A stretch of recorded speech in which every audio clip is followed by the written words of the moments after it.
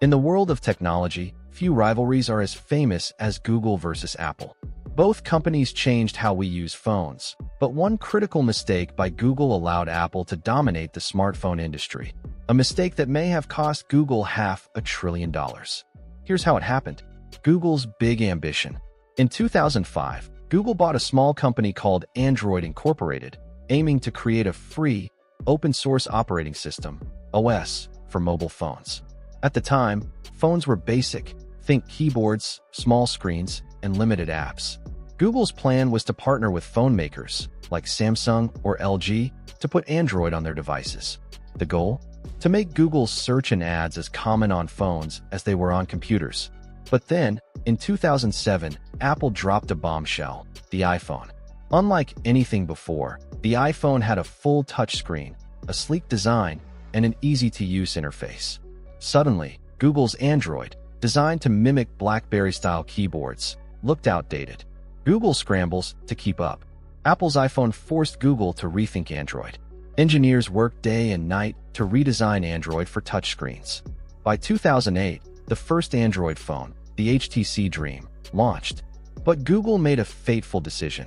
Instead of keeping Android exclusive to one phone, like Apple did with the iPhone, they gave it away for free to any company that wanted it.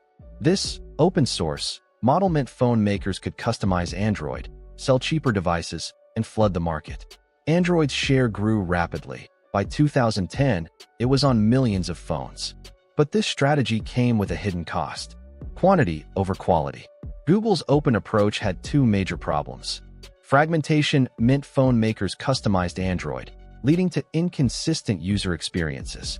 A Samsung phone felt different from an LG one, updates were slow, and apps often crashed. No premium brand was another issue. While Android phones were widespread, most were cheap. Google didn't create a high-end phone to rival the iPhone, relying instead on partners like Samsung, which prioritized sales over quality. Meanwhile, Apple maintained strict control. Every iPhone was designed in-house, ensuring seamless software and hardware integration. By 2012, the iPhone became a status symbol, while Android was just good enough. Google's failed phone plans. Google did try to make its own phones. In 2010, they launched the Nexus line, phones built with partners to show Android's potential. But Nexus phones were sold only online, poorly marketed, and lacked the iPhone's polish. Worse, Google's partners saw Nexus as competition. Why would Samsung promote a Google phone that undercut their own sales? By 2016, Google replaced Nexus with Pixel, a premium phone brand. But it was too late. Apple had already locked in millions of loyal users, and Pixel struggled to stand out. The $500 billion loss. Here's where the math hurts. While Android phones outsell iPhones globally, about 70% market share versus Apple's 30%, Apple makes most of the profits. In 2022, Apple claimed over 75% of all smartphone profits, leaving Android brands to fight over scraps. Why? iPhones are expensive. Apple's control over hardware, software, and services, like the App Store, lets them charge premium prices.